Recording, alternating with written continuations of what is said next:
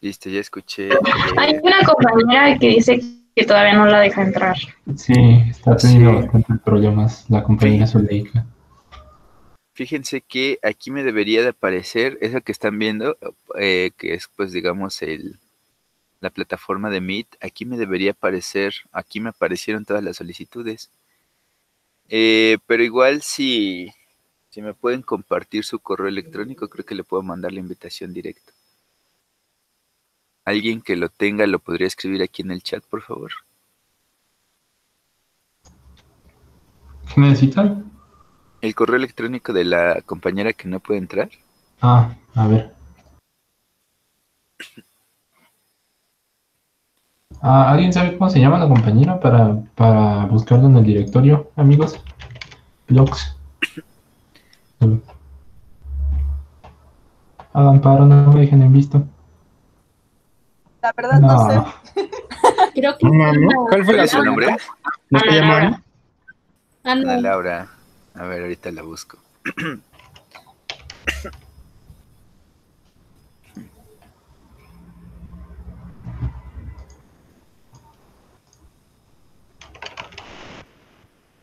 Ah, sí.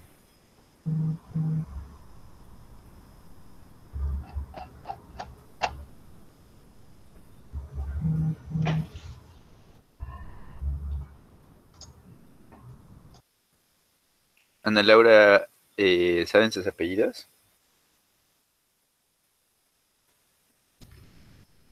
Creo que es Zafra.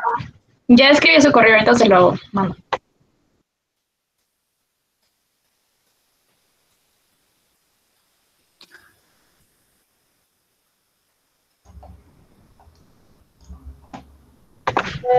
Se lo mandé por el chat. Muchas gracias. Bueno, entonces vean, bueno, aquí ya, como digo, no era mi intención, pero ya que todos están viendo mi pantalla, me va la invitación. Dígale que revise su correo electrónico y desde ahí puede acceder. Gracias. Bueno,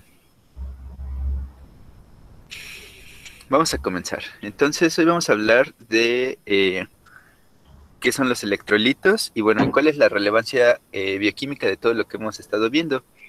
¿Para qué nos sirve como profesionistas de la salud aprender fisicoquímica?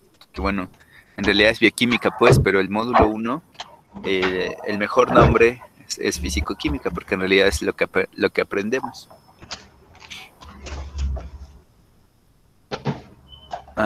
Si quieren pueden apagar sus micrófonos, ahí está. Entonces, a ver, lo que están viendo aquí es algo que ya hemos platicado. Cómo es que en medios acuosos algunas moléculas podían autoorganizarse en estructuras relativamente complejas. Había por ahí algunas moléculas que tenían en su estructura una parte que era polar y una parte que era no polar, ¿se acuerdan? Estas estructuras eh, lo que podían generar este tipo de organización y esta organización dependía de cómo es que interactuaban estas partículas con el agua. Entonces, por ejemplo, si tengo estas moléculas esta cabecita azul es polar y la colita es apolar, pues se iba a acomodar de esta manera.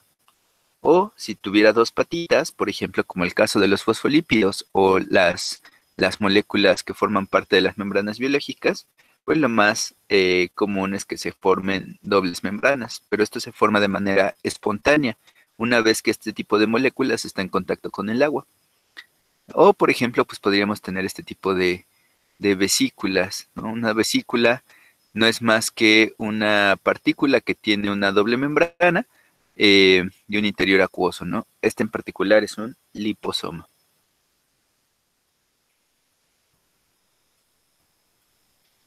Hoy vamos a hablar, bueno, vamos a clasificar el flujo de las moléculas a través de la membrana, ¿ok? Entonces vamos a hacer dos grandes grupos, o bueno, vamos a dividir, digamos, el transporte a través de la membrana en dos grandes grupos. Uno es la difusión simple y el otro es la difusión facilitada. Vamos a hablar de difusión simple. La difusión simple dice aquí que depende del gradiente de concentración. O sea, básicamente la difusión simple es para todas aquellas moléculas que son capaces de permear la membrana. Por ejemplo, el agua. El agua puede difundir a través de la membrana, ¿no? Habíamos visto, por ejemplo, que un efecto de la osmolaridad era promover el flujo de agua a través de una membrana. Entonces, quiere decir que el agua se mueve por difusión simple a través de la membrana. Entonces, esa difusión depende también de una constante, que es la constante de permeabilidad de la membrana. Entonces, cada membrana, cada tipo de membrana tiene su constante de permeabilidad.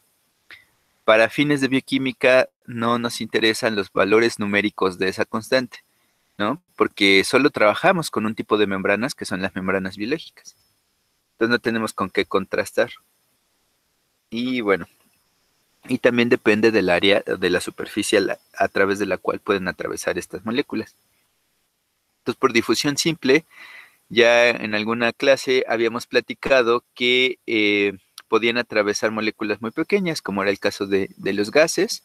Aquí tengo el CO2, el nitrógeno o el oxígeno.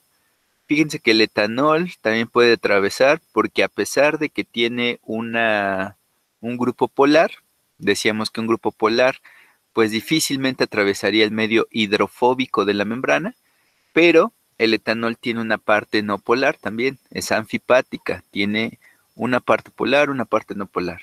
Bueno, este CH3, digamos, le permite o le confiere la posibilidad de atravesar la membrana.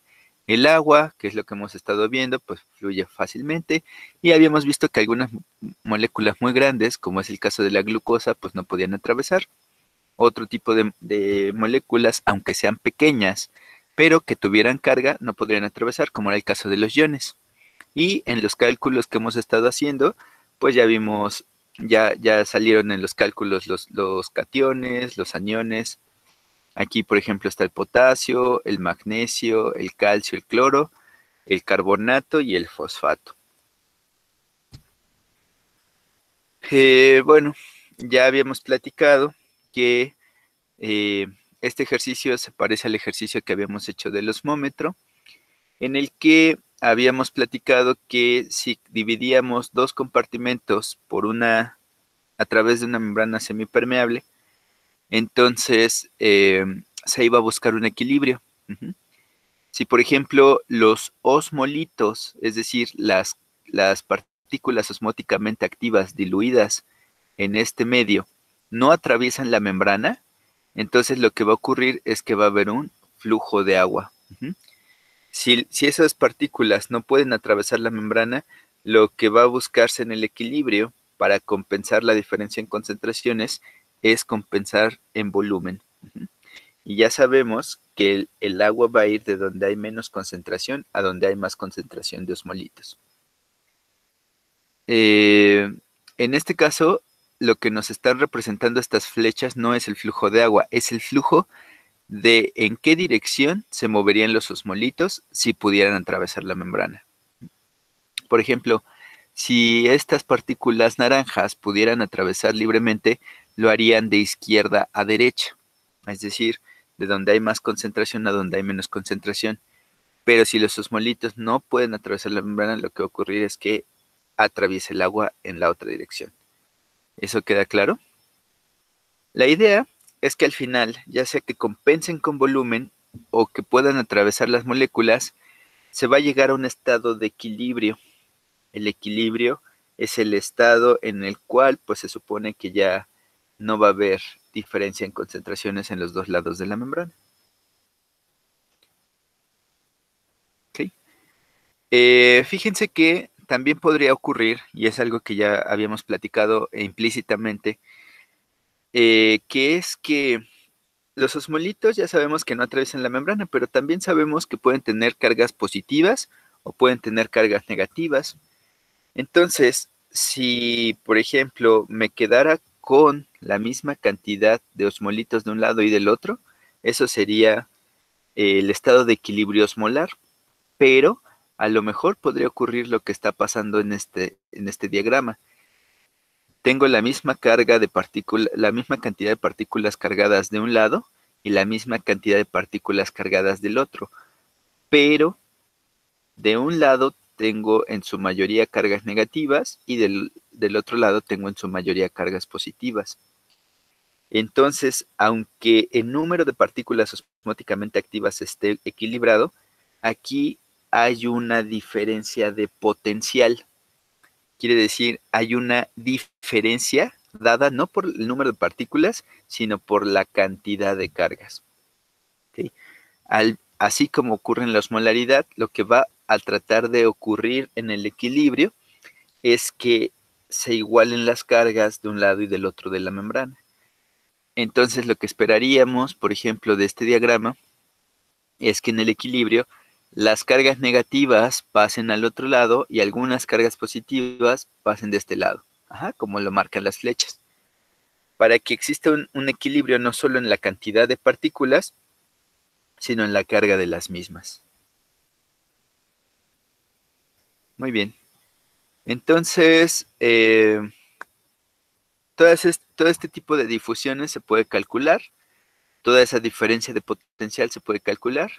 Existe una ecuación que se llama ecuación de Nernst, que justamente nos permite calcular con base en la concentración y la carga de las partículas, nos permite calcular el equilibrio, o en su defecto, nos permite calcular la fuerza electrón motriz. Afortunadamente, en bioquímica no utilizamos cálculos usando la ecuación de Nernst. Ahorita les voy a platicar por qué. Básicamente tiene que ver con que en la célula siempre está, bueno, hay un transporte dinámico de estos electrolitos. Por lo tanto, difícilmente vamos a llegar a una condición de equilibrio, que es aquella condición en la cual podríamos aplicar la fórmula. Pero bueno, esto de aquí ya lo habíamos dibujado, es un osmómetro, ¿no? Y ya habíamos definido algunas cosas como presión osmótica, que es la presión que ejerce el agua sobre la membrana al atravesar de un lado al otro. Osmolaridad, que es la concentración de las partículas osmóticamente activas de un lado o del otro de la membrana. Bueno. Esto tiene que ver más con termodinámica, en su momento lo vamos a platicar con más detalle, pero bueno, ahorita nada más les voy a adelantar que existe un tipo de energía que es la energía libre, que vamos a denotar como delta G, que me dice qué tan favorable es que un proceso ocurra. Cuando el delta G es positivo, quiere decir que es algo no favorable, y cuando el delta G es negativo, quiere decir que es algo favorable. Este diagrama nada más nos dice que para que una partícula pase de un lado al otro de la membrana, al principio le cuesta mucho trabajo. Una vez que atraviesa la membrana, pues ya es relativamente fácil, pero después le cuesta un poco de trabajo salir del otro lado. Básicamente es eso. La energía que tengo que imprimir para que ese transporte ocurra. Bueno, la difusión simple fue esa. La difusión con base en el gradiente de concentración. Siempre que una partícula pueda atravesar libremente, diríamos que difunde libremente o que su difusión es simple, tal cual. Pero resulta que hay otro tipo de moléculas que necesitan facilitadores. El otro tipo de difusión sería la difusión facilitada. Sería aquellas partículas que no pueden atravesar, que por su naturaleza química no pueden atravesar la membrana y que por lo tanto necesitan una molécula transportadora. En este caso, lo que estamos viendo aquí es el transporte de glucosa a través de la membrana, y la glucosa no puede atravesar la membrana, pero todo el mundo sabemos que la necesitamos al interior. ¿Cómo le hacemos? Pues necesitamos un transportador. El transportador de glucosa. Hay dos tipos de transportador, ya lo verán en bloque 2, que son los transportadores de sodio-glucosa y los transportadores GLUT. Bueno, esto es difusión facilitada. Las moléculas pueden pasar, pero dependen de un facilitador, que en todo caso es una proteína de membrana. ¿Hasta ahí dudas? Bueno. Después podemos dividir el transporte en pasivo y activo. Entonces, bueno, ya si quisieran hacer como un mapa mental, primero dividiríamos la difusión en simple y facilitada. Después, el transporte lo vamos a dividir en pasivo y activo. A ver, espérenme tantito. Denme un segundito. Voy a dejar de presentar porque me están solicitando algo.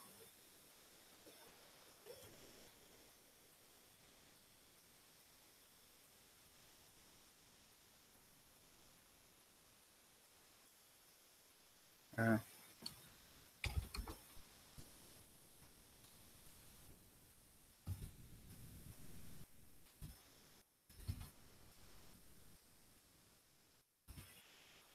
Ya lo siento. Ok, vamos de nuevo. Entonces, listo. Entonces, vamos a dividir esto en transporte activo y pasivo. Vamos a definir como transporte pasivo aquel que no necesita energía, ¿ok? Transporte pasivo sería independiente de energía. Y transporte activo sería aquel que requiere energía, ¿ok? Bueno, entonces, transporte pasivo podríamos decir que es difusión simple también, por ejemplo, o difusión facilitada. Siempre y cuando no necesitemos invertir la energía, vamos a decir que es transporte pasivo, ¿ok? Ahora sí, el transporte activo dice que depende de energía. Entonces, que dependa de energía quiere decir, bueno, yo puedo suministrar energía de dos maneras. Una, dando la moneda energética celular que se llama ATP, lo van a ver en el siguiente bloque. Entonces, si requiere energía el transporte, yo puedo darle ATP. Y otra es acoplar una molécula que atraviese la membrana en favor de su gradiente de concentración. Les voy a poner el pizarrón aquí por si queremos ir haciendo anotaciones. Pero bueno, ahorita en particular, a ver.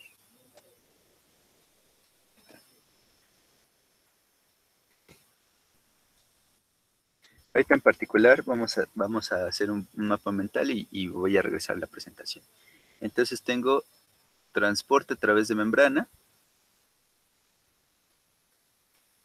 Pero no puedo usar el otro plumón, el que usó al principio, porque este luego se aclara mucho. O sea, Se ve chiquito, ¿eh? A ver, ajá. voy a intentarlo.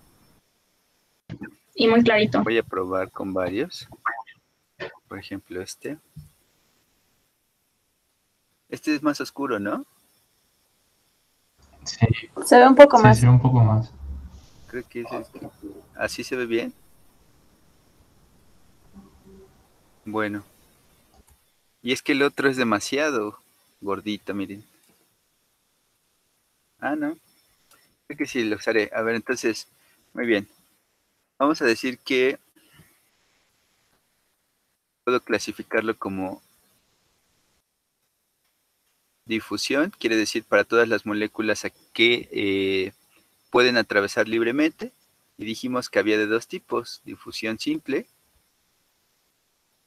y difusión facilitada. Simplemente la diferencia está en que la simple, pues la misma molécula puede permear y atravesar de dos lados de la membrana, y la facilitada necesita de una proteína. A este tipo de difusión, bueno, libre de energía, también le podemos llamar transporte pasivo. Y después tenemos el tipo de transporte activo, que quiere decir que vamos a invertir la energía. Y transporte activo puede ser que esa energía que requiramos sea la moneda energética, que es el ATP, o que sea usando en favor del gradiente de concentración de otra molécula. Es decir, transporte acoplado a otra molécula. Acoplado.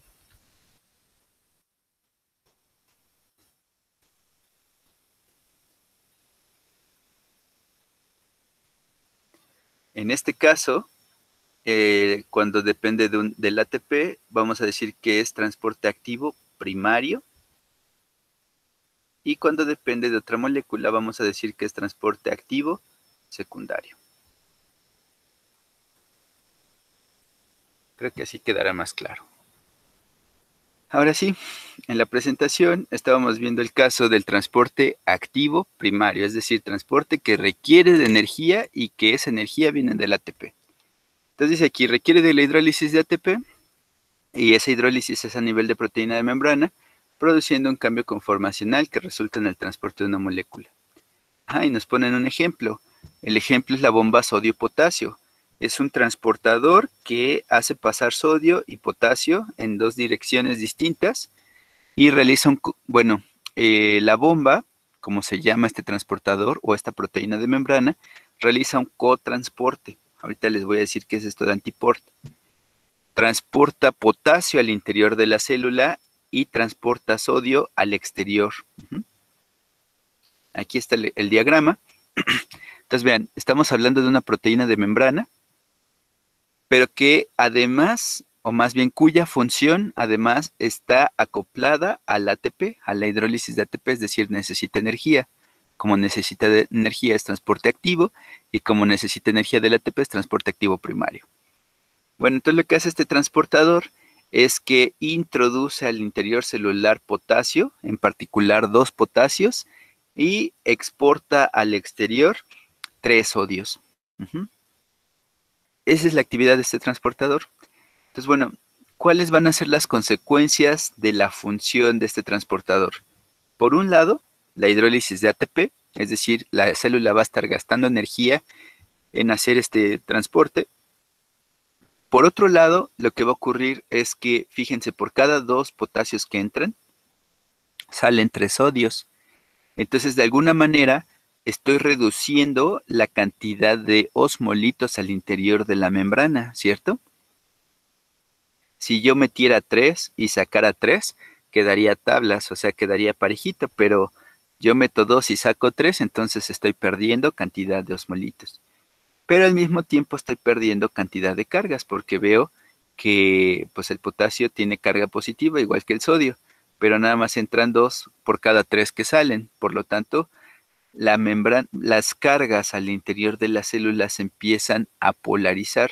Estoy perdiendo cargas positivas al interior y por lo tanto, al interior de la membrana veo que tendré más cargas negativas y al exterior de la membrana veo que tendré más cargas positivas. Esto lo que significa es que estoy polarizando la célula. Interior negativo, exterior positivo. Y aquí nos dicen que el potencial de membrana es de 50 a 70 milivolts, es decir, el potencial asociado a esa diferencia de cargas es este de aquí, de 50 a 70 milivolts. Esos datos son relevantes cuando nosotros hablamos, por ejemplo, de potencial de membrana. Cuando estudien, les toque llegar a la parte, por ejemplo, de neuroanatomía, verán que el transporte o la información que se transmite de una neurona a la siguiente depende de un potencial. Ese potencial está asociado directamente a este potencial de membrana, a la diferencia de cargas que hay de un lado y del otro de la membrana. Por aquí nos hablan de concentraciones, nos dicen en el líquido extracelular, es decir, fuera de la membrana, la concentración de potasio es de 4 milimolar, mientras que la concentración de sodio es de 145.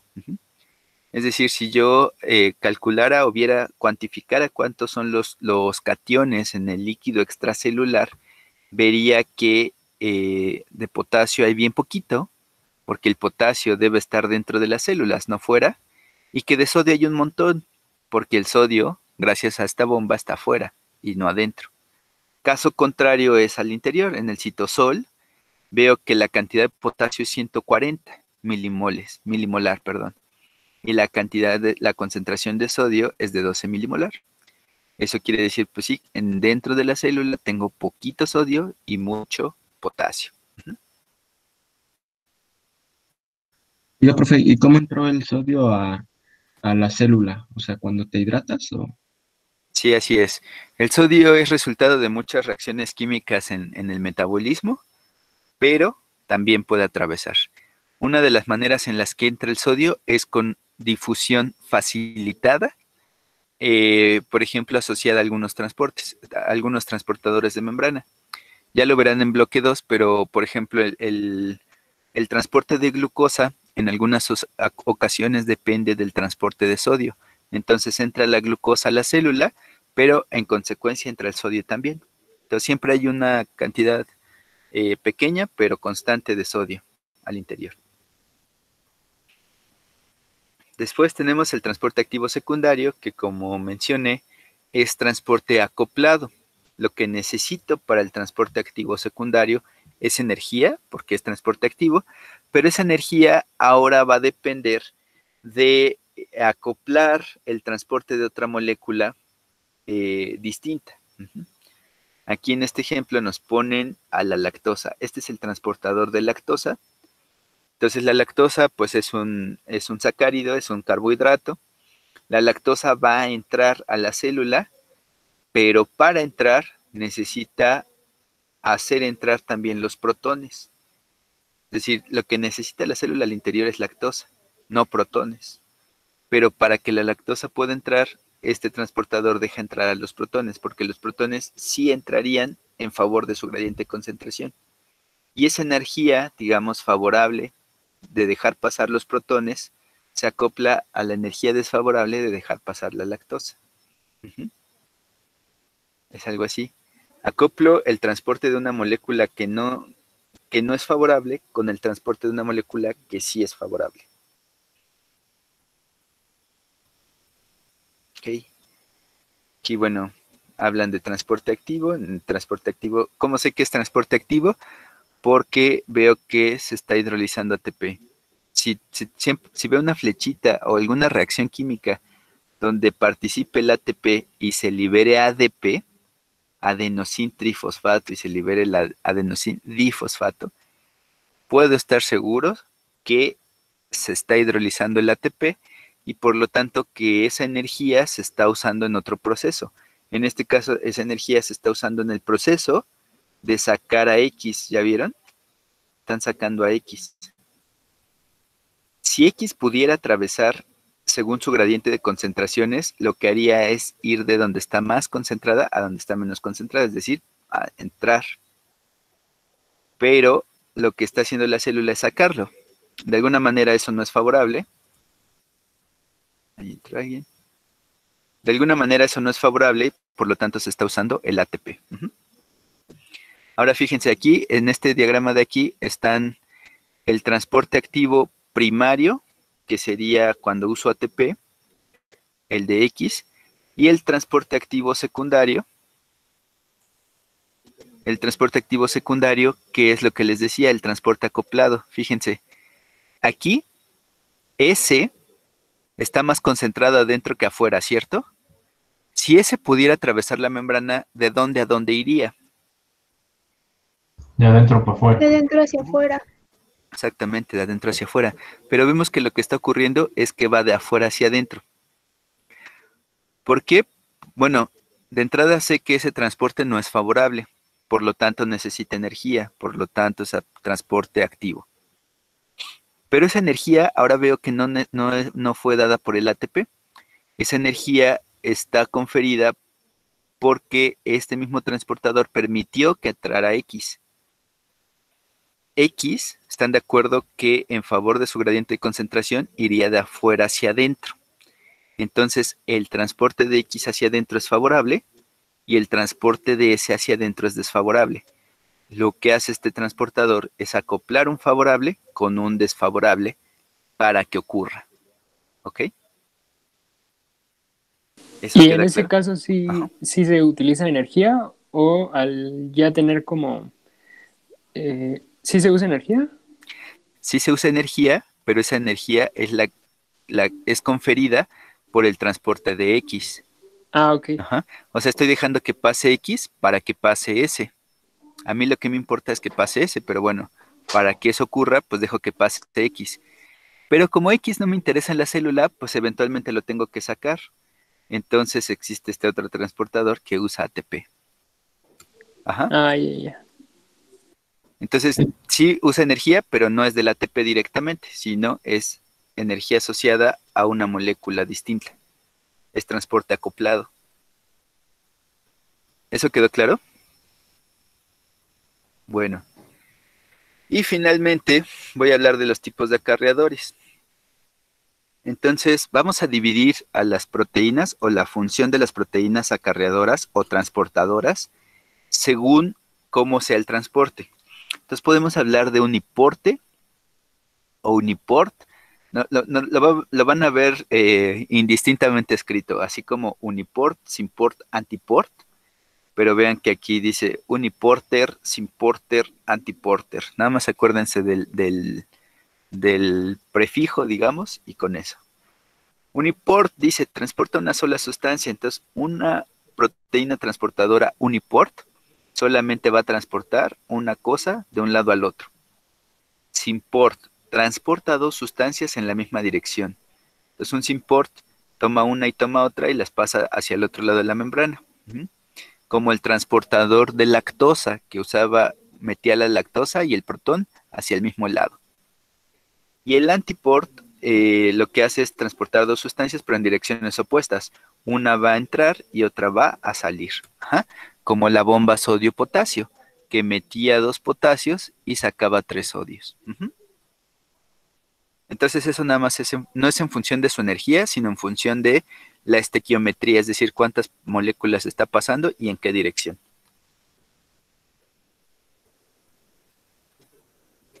Esto es lo mismo. Esto sería uniport, simport y antiport. Bueno. Y ahora sí vamos a hablar de iones. Ok. Esto que está aquí nada más era un esquema. Hay un capítulo muy bueno de un libro que no sé si tengan acceso a él. El libro es el de Bioquímica de Laguna. Por mucho tiempo, el Bioquímica de Laguna fue la referencia para el curso de Bioquímica y Biología Molecular. Ya no tanto, pero todavía conserva un capítulo del agua muy bueno. Entonces, lo que les voy a presentar aquí a lo mejor son imágenes que no están tan bonitas porque son fotos del libro, pero que tienen información relevante. Este primer diagrama tenía que ver con el peso equivalente. Ustedes se acuerdan que el peso equivalente era cuando yo tenía el peso molecular de una molécula que sé que se va a disociar en presencia de agua, y entonces dividía el peso molecular entre el número de partículas que se disociaba. Por ejemplo, el cloruro de sodio, sé que se disocia en sodio y en cloro. Entonces lo que yo hacía es decir, el peso molecular del cloruro de sodio es 58.4, y como sé que se disocia en 2, lo voy a dividir entre 2. Aunque no coincida ese peso molecular ni con el peso del sodio, ni con el peso del sodio, ni con el peso del cloro, ese dato me servía para calcular la cantidad de iones al final. Vimos un ejercicio en la clase pasada, revisen otra vez el video. Pero bueno, eso se refiere a esto. Que los iones no pesan lo mismo, entonces el peso molecular, el peso equivalente, que es dividir el peso molecular de las moléculas entre los iones en los que se disocia, no necesariamente es una interpretación física correcta. Aquí en la balanza de arriba, por ejemplo, tenemos que 391 gramos de sodio equivale a un número distinto de iones que si yo pesara 391 gramos de cloro. Como el sodio es más ligero que el cloro, entonces tendría más iones de sodio que de cloro, si es que pesara exactamente lo mismo de los dos. Si yo, en cambio, ahora lo que considerara es tener el mismo número de osmolitos de un lado y del otro de la balanza, vería que pesan diferente. En este caso yo quiero tener 3, 6, 9, 11 sodios de un lado y 11 cloros del otro. Veo que 11 sodios pues pesan 253 gramos, son unidades relativas. y que esa misma cantidad de iones de cloro pesa 391 gramos. Entonces, es diferente el peso. Entonces, bueno, el peso molecular funciona a fines prácticos, dividir el peso de la molécula entre la cantidad de iones entre los que se disocia, pero en términos físicos reales no corresponde con los pesos de los iones. Eso es básicamente lo que quería decir esa imagen. Perdón que estén un poquito fuera de contexto. Otra cosa importante que se toma en el capítulo es que el concepto de presión osmótica. Fíjense que afortunadamente nosotros no hacemos cálculos de presión osmótica, hacemos cálculos de osmolaridad y con base en los cálculos de osmolaridad podemos inferir, por ejemplo, de dónde a dónde va el flujo de agua, pero no calculamos físicamente la fuerza sobre la membrana, es decir, la presión osmótica. Sin embargo, se los presento. La fórmula para calcular la presión osmótica es Pi, que es presión osmótica, es igual a I por M por R por T, donde I es el número de iones en los que se disocia una molécula, que se llama factor de Van Hoff. M es la concentración molar de esos iones. R es la constante general de los gases ideales, que ya lo veremos en termodinámica en un par de clases, y T es la temperatura, pero expresada en grados Kelvin. Ustedes dirán, bueno, ¿y eso para qué me sirve? Simplemente es que a partir de la concentración molar de los osmolitos en una membrana semipermeable, conociendo R, que es una constante, y conociendo la temperatura, que pues en principio yo la puedo medir, y el número de partículas en los que se disocian esas moléculas, yo puedo calcular la presión osmótica. La presión osmótica en unidades de energía, en unidades de trabajo en particular, que son los joules. Bueno, no quiero decir que lo olviden, solamente les voy a decir que esto no es tan relevante para el departamental. Lo que sí que es relevante, de hecho, es un problemita. Lo que sí que es relevante es esto que viene, que es la fórmula de la osmolaridad del plasma sanguíneo. Ya sabemos cómo se calcula la osmolaridad, es calcular el número de partículas osmóticamente activas por unidad de volumen, que generalmente es el litro, pero sepan ahora que existe una fórmula para calcular la osmolaridad en el plasma sanguíneo, y es la siguiente: osmolaridad es igual a 2 por la concentración de sodio en milimolar o en milimoles sobre litro, más la concentración de la glucosa en milimolar, es decir, en milimoles sobre litro, más la concentración del nitrógeno ureico, que vamos a llamar BUN, nitrógeno ureico en milimoles sobre litro. Ajá. Ahorita la escriben. Bueno, si quieren, vayanla escribiendo. La idea es que esa osmolaridad del plasma debe estar entre 280 y 320 miliosmolar. ¿Se acuerdan ustedes que habíamos definido un rango de concentraciones osmolares para las soluciones isotónicas? Es decir, un rango de concentraciones que iba a ser semejante, digamos, a la concentración osmolar del interior de la célula, y era de 290 a 310 miliosmolar. Es este mismo rango. Quiere decir, las células, para que vivan sin estrés osmótico, tienen que estar en el plasma sanguíneo cuando el plasma sanguíneo esté entre 280 y 320 miliosmolar. Es decir, simplemente están ampliando el rango, pero el valor promedio es 290, 310. Entonces, prof, Sí. bueno, entonces que yo me estaba comiendo unos cacahuates salados y bueno, esos tienen bastante sodio, ¿no? Entonces, ya que ahorita aumentó mi nivel de sodio sanguíneo, es probable que esté poniendo un estrés osmótico en las células de mi cuerpo. No, bueno, sí, en principio sí. En principio, una vez que tú agregues más iones de un lado de la membrana, en este caso sería en el medio extracelular, porque la bomba sodio-potasio está permitiendo que el sodio se acumule afuera, ¿verdad? En principio debería ocurrir eso, pero tenemos mecanismos de regulación osmótica. Prácticamente el órgano que regula la cantidad de osmolitos disueltos en plasma es el riñón. Ajá, entonces el riñón lo que va a hacer es, sí, yo le puedo meter todos los iones que quiera, pero el riñón lo que va a hacer a través de los glomérulos, que son estos pequeños tejidos, tal vez ya vieron algo, ¿verdad? De riñón, o todavía no. Nada No, más sabemos que es la unidad anatomofuncional, la nefrón. ajá. Ok, bueno, no se preocupen, la idea, ahorita les muestro un esquema, la idea es que existe un órgano especializado en mantener constante la concentración osmolar independientemente de lo que esté comiendo. Es el riñón. Ajá. Y tiene que mantenerlo en ese rango, de 280 a 320 miliosmolar. Bueno.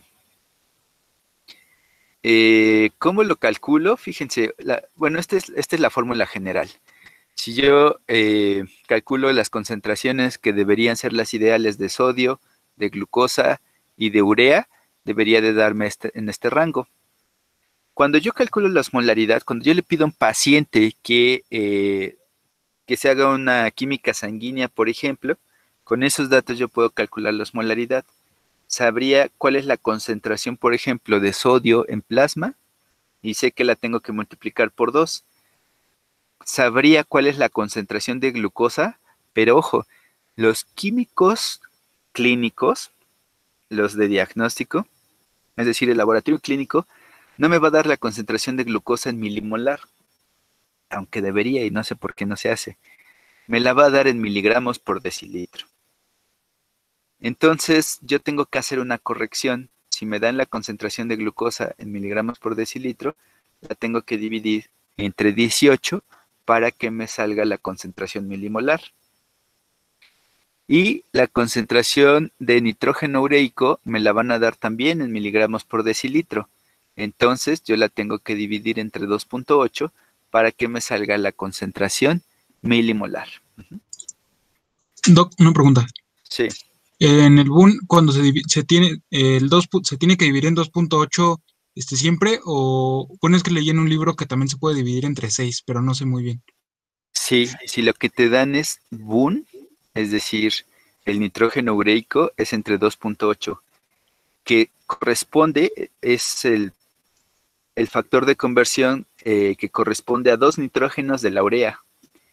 Pero en algunos casos, en vez de que te den el BUN, te pueden dar la urea como tal. Uh-huh. Si fuera la urea, me parece que el factor de división es como de 6. Ah, Entonces ok. tienes que tomar en cuenta que te dan, pero siempre y cuando sea BUN, es entre 2.8. Ok, muchas gracias. Sí. Entonces, bueno, es eso. Ahora, otra pregunta, ¿por qué el sodio se multiplica por 2? Se va a multiplicar por 2 porque generalmente el sodio no va solito, va asociado a un anión. Por ejemplo, aquí nos dice, pues es que el sodio puede ir unido al cloro. Yo sé que esto sería el caso del cloro de sodio, ¿no? Yo sé que el cloro pues se va a disociar y también está jugando como una partícula osmóticamente activa. Pero me dicen, pero el sodio también podría ir unido al carbonato. Uh-huh. Esta molécula ya la habíamos visto, el carbonato de sodio. Entonces, voy a multiplicar la concentración de sodio, que es lo que me da la química sanguínea, por 2, porque voy a dar por hecho que el sodio siempre va a venir acompañado de su anión. No importa que sea cloro, no importa que sea carbonato, siempre va a ir acompañado de un anión. Uh-huh. Por eso se multiplica por 2. ¿Hasta aquí tienen dudas?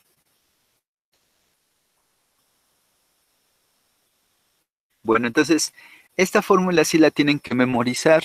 Es de las pocas cosas que pidamos que me memoricen. ¿Cuál es la fórmula para calcular la osmolaridad sanguínea? Y generalmente en el departamental hay preguntas de ese estilo. Les dicen, tal paciente viene con estos datos de glucosa en miligramos por decilitro, de BUN en miligramos por decilitro y tal concentración milimolar de sodio. Calcule la osmolaridad del plasma. Y simplemente sustituir en la fórmula, ¿ok? Bueno. Ok, de hecho, en la práctica 1, les voy a pedir, de hecho, como tarea que revisemos la práctica 1 de hoy para el viernes. Ahorita les platico. Vámonos a las cantidades de agua. Este gráfico de aquí lo que nos representa es de manera comparativa la cantidad de agua que hay entre hombres y mujeres, donde hombres son la barra azul, mujeres la barra roja, en diferentes rangos de edad. Entonces, por ejemplo, tenemos que de 0 a 10 años, es decir, en la niñez, hombres y mujeres somos alrededor de 70% agua. Quiere decir, de toda la masa que pesemos, si nosotros nos paramos en una báscula, sacamos el 70%. Bueno, si paramos en una báscula a un niño de 10 años, le sacamos el 70%, podemos estar seguros que ese es el volumen de agua que tiene, la cantidad de agua. De 10 a 16 disminuye un poquito, menos del 60. De 17 a 39, que es el rango en el que estamos ahora, vean que los hombres somos un poquito más agua que las mujeres, pues un poquito, y que la tendencia va a ser que conforme avancemos en edad, la cantidad de agua vaya disminuyendo, ¿ok? Es decir, los tejidos comienzan a deshidratarse, bueno, tienen otras propiedades mecánicas, pierden elasticidad, por ejemplo, y eso está asociado a la cantidad de agua que pueden retener. Pero bueno, vamos a tomar en cuenta que el rango de agua, independientemente de la edad, va del 40 para mayores de 60 años al 70 para menores de 10 años, ¿ok? Pues normalmente, y en nuestro rango de edad, pues somos entre el 50 y el 60% agua, ¿ok? Ahora, esa cantidad de agua o ese volumen de agua se reparte en diferentes tejidos. Aquí nos dicen, por ejemplo, los líquidos extracelulares, es decir, todo lo que hay fuera de la célula es de 93 a 99% de agua. Nos dice, por ejemplo, que el plasma, es decir, los líquidos que están corriendo en el torrente sanguíneo, es 93% agua. En el intestino tengo 82% agua. ¿Qué será lo que no es agua? Bueno, pues ya son los componentes celulares, los iones, etc. En el riñón es 80% agua, el músculo es 78% agua, todavía menor, hígado 75% agua, eritrocitos 69% agua, la piel 65% agua, y esto es lo que sí se ve drásticamente afectado conforme la edad. Y bueno, en el esqueleto, fíjense, en el tejido óseo, de 20 a 60% agua. A pesar de que parece que es un tejido seco, digamos, pues sí hay un porcentaje importante de agua. Y bueno, que además el agua, además de poseer la gran mayoría del volumen, también interviene activamente en las reacciones químicas del organismo, es decir, también funciona como reactivo en las reacciones químicas, como reactivo o como producto. Van a ver en el caso, por ejemplo, de la formación de enlaces glucosídicos o de enlaces peptídicos, un producto de esa reacción es el agua. Es el solvente de la mayor parte de compuestos que constituyen a los seres vivos, es el medio de transporte de sustancias a lo largo del organismo, es termorregulador, esto lo habíamos visto en la sesión 1, donde hablábamos de la capacidad calorífica del agua, por ejemplo, diluyente para la digestión y absorción de nutrientes, sistemas de regulación homeostática de diferentes características, y bueno, también permite o es solvente, digamos, de los electrolitos, mantiene el pH, que es lo que vamos a ver en la siguiente clase, la volemia, que es el volumen justamente de agua, presión arterial y función renal. Son cosas que vamos a ir viendo de a poco. Muy bien, ¿de dónde viene el agua que forma parte de nosotros? Pues obviamente viene en gran parte del agua que tomamos. Nos recomiendan, por ejemplo, tomar alrededor de 2 litros de agua al día, que es esto que aparece aquí. Y, por ejemplo, aquí nos dicen cuántos moles tendríamos de esos 2 litros de agua, 110 moles. Sí, tiene sentido, ¿no? Por litro habíamos calculado 55.5, pues en 2 litros debe ser el doble. nos hablan de otros nutrientes, por ejemplo, el oxígeno. Fíjense, entra menos oxígeno en moles que agua. ¿Ok? Carbohidratos, aquí nos ponen algunos, cuánto en gramos más o menos deberíamos consumir. Grasas también, 100 gramos, debería ser muy poquito, depende de los hábitos alimenticios. Proteínas, 75 gramos. Y bueno, aquí nos ponen algunos iones, por ejemplo, el cloro, 3.5 gramos, el sodio, 2.3 gramos, potasio, 2.3 gramos, niacina, tiamina, que son vitaminas que vamos a ver más adelante, bien poquito, ¿no? Y de otros elementos como el magnesio, como el zinc, como el cobre, que llamaremos micronutrimentos. Estos serían los nutrimentos. Los micronutrimentos son aquellos que necesitamos todavía en menores cantidades. A veces les llamamos elementos traza porque son tan chiquitas las cantidades que ni siquiera vale la pena expresarlas en concentración. Bueno, entonces en un día debemos de tomar como nutrimento 2 litros de agua, se supone. Aquí nos dicen que de esos dos, por ejemplo, podríamos ingerir 1.5 litros de agua como agua pura, directo como bebida. En los alimentos va a ir agua incluida, sobre todo si son legumbres, vegetales, o también, pues no sé si es un pozole, si es un caldito, pues ahí va una cantidad de agua importante. Y también nos dicen que hay un tipo de agua que es el agua endógena, es decir, el agua que estamos produciendo nosotros mismos del metabolismo. Nos dice que son alrededor de 300 mililitros. ¿Cuánto suma esto? Suman 2.200, 2.500, 2.5 litros. Es lo que entra este individuo. Y este individuo también está perdiendo agua. ¿Cómo la pierde? Por la sudoración perderá de 450 a 675 mililitros. Por la respiración, en el proceso de exhalar, de 150 a 225 mililitros. Por la orina, 1.5 litros o 1.500 mililitros. Y por las heces, 250 mililitros. Muy bien, entonces lo que platicábamos hace rato, existe un órgano especializado en controlar, digamos, la concentración del plasma interno, la concentración, perdón, osmolar del plasma. Ese órgano pues es el riñón, y el riñón tiene estas estructuras especializadas que se llaman glomérulos, que funcionan como filtros. Lo que ocurre es que todo el plasma sanguíneo tiene que pasar por los glomérulos. Pero los glomérulos tienen unas membranas tan finitas que serían capaces de retener iones que estén en exceso, por ejemplo. Al mismo tiempo, son capaces de regular la presión sanguínea para aumentar o reducir el volumen según convenga. Y su misión básicamente, bueno, una de sus misiones pues es secretar lo que no funcione, y otra evidentemente pues es mantener la osmolaridad del plasma sanguíneo. ¿Cómo le hace para deshacerse después de los iones? Pues los va a liberar a través de la orina. Entonces, por ejemplo, una de las cosas que normalmente se ve en algunas enfermedades como un signo, como un síntoma, es la coloración de la orina. Si la orina es muy oscura, lo que quiere decir es que la concentración de moléculas ahí es muy alta. Por lo tanto, quiere decir que a esa persona a lo mejor le hace falta tomar agua para diluir un poquito eso.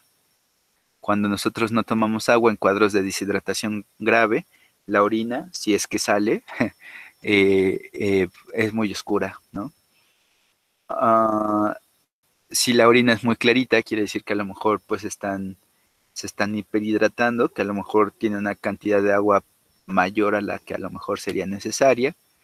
Y bueno, incluso hay algunos medicamentos que tienen colorantes especiales o cuyas moléculas activas tienen alguna coloración que permiten medir si efectivamente el fármaco se está distribuyendo.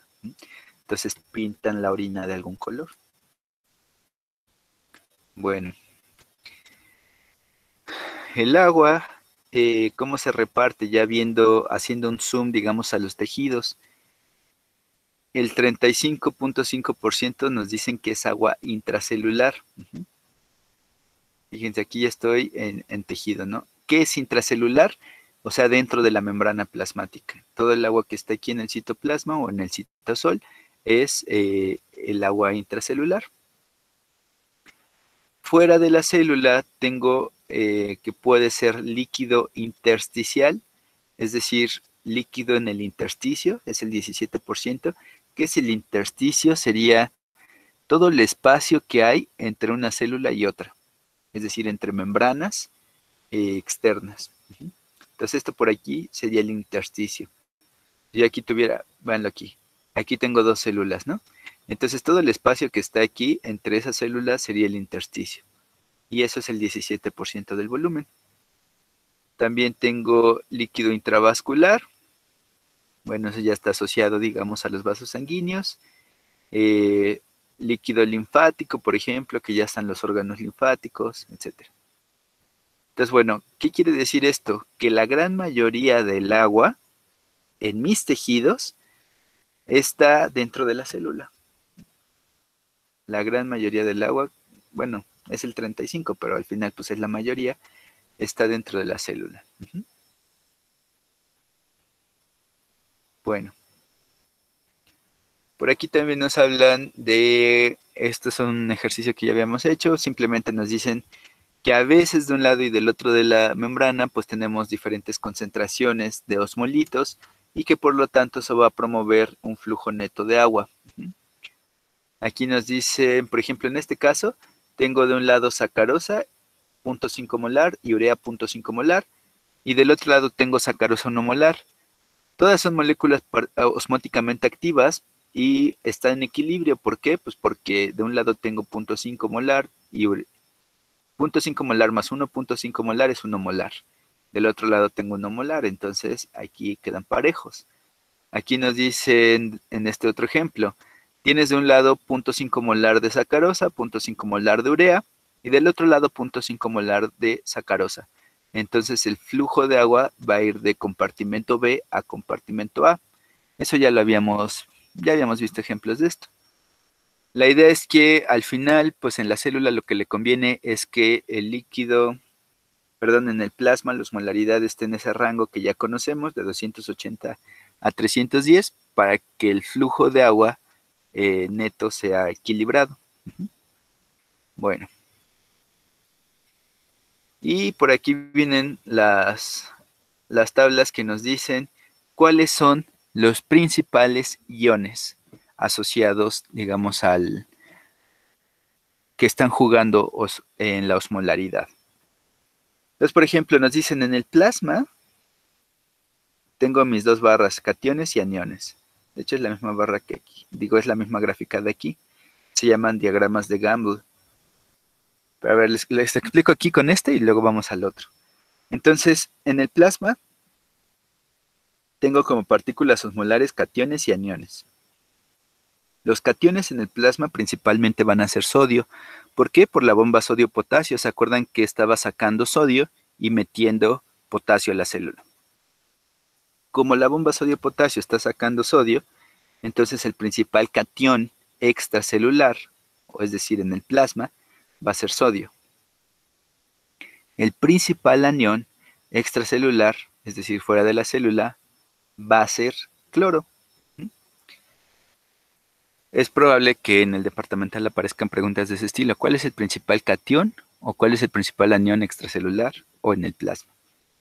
Y luego ya vienen otros pocos elementos que también funcionan como cationes. Por ejemplo, en el plasma, además de sodio, tengo un poquito de potasio, tengo un poquito de calcio y un poquito de magnesio.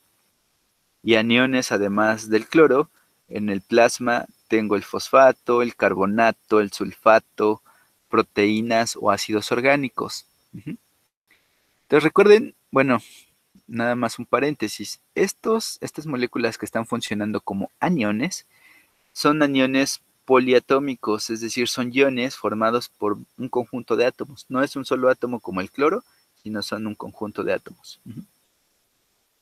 Bueno, en el líquido intersticial, es decir, en el espacio entre las células, tengo que el principal catión es sodio, como era de esperarse, porque al final está fuera de las células, y que el principal anión es cloro. Donde el cambio es radical es en el medio intracelular, es decir, dentro de la célula. Por la bomba sodio-potasio, podría predecir que el principal catión intracelular es el potasio, ¿cierto? La bomba lo que está haciendo es sacar el sodio y metiendo el potasio. Y esto es lo que se ve aquí. Y el magnesio en menor proporción. Y dentro de la célula también tengo que el principal anión es el fosfato. Vean que afuera el fosfato ocupaba bien poquito espacio. Pero adentro resulta que el fosfato es el principal anión. Seguido de las proteínas. Las proteínas están funcionando como aniones. Y bueno, aquí está el ion sulfato, el ion carbonato y el cloro chiquito, con muy poquita participación. Entonces vean, plasma y líquido intersticial se parecen bastante, ¿cierto? Tienen más o menos los principales cationes y los principales aniones compartidos. Mientras que el medio intracelular es el que cambia drásticamente. Entonces, preguntas posibles departamentales. ¿Cuál es el catión intracelular? ¿Cuál es el catión extracelular? ¿Cuál es el anión intracelular más abundante? El anión extracelular más abundante, etcétera. En algunos casos les pedían concentraciones. Por ejemplo, habíamos visto, en muy poquitos casos, pero por ejemplo, habíamos visto que en una lámina anterior decía que dentro de la célula tenía 140 milimolar de potasio y como 12 milimolar de sodio, ¿no? Es esto de aquí. Vean si aquí esto está en milimolar, porque son 1000 equivalentes por litro. Entonces yo diría, bueno, pues aquí hay tantito sodio, como 12 más o menos, 140 potasio. Entonces eso se llaman diagramas de Gumbel. Esto es el que está en el libro de Laguna. Creo que sí escaneé todo. Si lo encuentro, se los paso tal cual el capítulo completo. Y pues simplemente tenemos que tomar en cuenta que plasma y líquido intersticial se parecen bastante, pero que el líquido intracelular sí cambia mucho.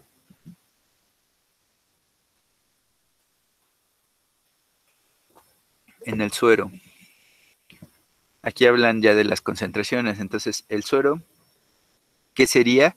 Sería el líquido, perdón, el plasma. Plasma y suero no son lo mismo, pero en cuestión de aniones funcionan igual. De hecho, honestamente no me acuerdo cuál es la diferencia entre plasma y suero. Me parece que en un caso, en el suero, creo, no se toman en cuenta las células y en el plasma sí. De hecho, podemos salir de dudas ahora mismo. Plasma contra suero.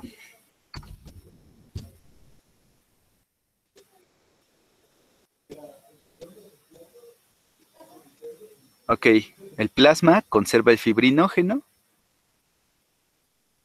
mientras que el suero es sin el fibrinógeno. O sea, es lo que está en el torrente sanguíneo, con fibrinógeno es plasma, sin fibrinógeno es suero. Esa es la diferencia. Entonces, esta tabla que dice la composición de electrolitos en el suero es el diagrama de la concentración de electrolitos en el plasma. Nos dice aquí, por ejemplo, en plasma, los cationes, habíamos dicho que el principal catión pues era el sodio, está en una concentración de 132 a 134 mil equivalentes por litro. Ojo, como es la partícula, yo puedo decir que mil equivalentes por litro quiere decir cuántas partículas hay en un litro. Puedo decir que sería la concentración molar. ¿Por qué? Pues porque esto ya va a estar disociado. Entonces, podría decir el sodio tiene una concentración de 132 a 134 milimolar o milimoles sobre litro. El potasio tiene una concentración de 3.5 a 5 milimolar o milimoles sobre litro. El calcio de 4.5 a 5.5 milimoles sobre litro. Entonces, como esto es una partícula osmóticamente activa, pero también es una molécula, perdón, es un átomo, entonces yo puedo expresar su concentración ya sea en mil equivalentes, pensando que son partículas osmóticamente activas, o en milimoles por litro, y sería exactamente la misma. Tenemos el caso del calcio de 4.5 a 5.5 mil equivalentes por litro y el de magnesio de 1.5 a 2.000 equivalentes por litro. Nos dicen, pues en total tienes de 141 a 154 mil equivalentes por litro. De aniones, tienes como principal en el plasma o suero, tienes como principal anión el cloro de 98 a 106, el CO2 o bicarbonato, ¿cómo se llama? El dióxido de carbono, sí, dióxido de carbono, de 20 a 30 milimolar. Fíjense, aquí se le pone milimolar o mil equivalentes por litro. Iones poliatómicos o aniones poliatómicos, tienes el fosfato y el sodio, perdón, el fosfato y el sulfato, de 2 a 3 milimolar. Aniones orgánicos y proteínas, ¿no? Nos dicen que la concentración es de 138 a 172, igual 1000 equivalentes sobre el litro. Ok, ¿por qué nos conviene aprendernos tal vez los cationes y los aniones del plasma? Y no, por ejemplo, los que están dentro de la célula, o no, por ejemplo, los que están en el líquido intersticial. La razón es porque es lo que yo puedo medir, o es lo que me van a medir cuando yo mande a mi paciente a hacerse una química sanguínea. Al paciente le van a sacar sangre, van a centrifugar la muestra y entonces van a quitar de ahí todos los eritrocitos y todos los glóbulos blancos y solamente se van a quedar con la parte soluble. Si tiene fibrinógeno, ya vimos que es plasma, y si no lo tiene, es suero. La cosa es que van a cuantificar ahí estos cationes y estos aniones. Entonces, si me conviene aprenderme estos rangos, solamente van a ser para el suero, porque es lo que yo puedo medir en laboratorio. Bueno, si la pregunta es, ¿me los tengo que aprender? La respuesta es sí. Bueno, y aquí simplemente me hablan de diferentes electrolitos: sodio, potasio, cloruro, calcio, magnesio y fósforo. Las fuentes, ¿no? Por ejemplo, el sodio viene de la sal de mesa. Nos dice cuánto necesitamos al día. Al día necesitamos entre 5 y 15 gramos. ¿Y cómo los excreto? Pues en la orina, gracias al riñón o al sudor. Potasio, ¿vienen todos los alimentos? Bueno, todos los alimentos sanos. Necesidades diarias de 1.87 a 5.62 gramos. Y cómo se excretan en orina, sudor y heces. Cloro o cloruro, es decir, solamente el cloro con la carga negativa. Vienen de la sal, carne, leche y huevo. Necesidades diarias son entre 1.7 y 5.1 gramos. Mecanismo excretor es la orina, sudor y heces. Calcio, vienen de leche y derivados. Esto ya pues más bien empíricamente, ya muchas mamás lo saben. Necesidades diarias entre 0.8 y 1.2 gramos. Y se secretan por heces, orina y sudor. Magnesio viene de cereales, nueces, carne, mariscos, leche. Necesitamos bien poquito, era de los elementos traza que les comentaba, de 0.2 a 0.3 gramos, se secreta en la bilis y en la orina. Y fósforo en todos los alimentos sanos, necesidades diarias de 1 a 1.5 gramos, se secreta en la orina. Ahora, ¿por qué les llamo electrolitos? Yo nunca, o hasta ahorita, creo que no había hablado o definido al menos qué es un electrolito. Entonces, simplemente por definición, un electrolito va a ser una partícula osmóticamente activa. Y ya, eso. Un electrolito es una partícula osmóticamente activa. Entonces, cuando ustedes, por ejemplo, vean en la tienda que hay una bebida como el Suerox, que tiene electrolitos, pues ahora saben que pues lo que tiene es una cantidad de sales importante, que pretende, digamos, cubrir las necesidades justamente de esas sales, basado en esta tabla, y tomando en cuenta que se han perdido sales, por ejemplo, con el sudor, ¿no?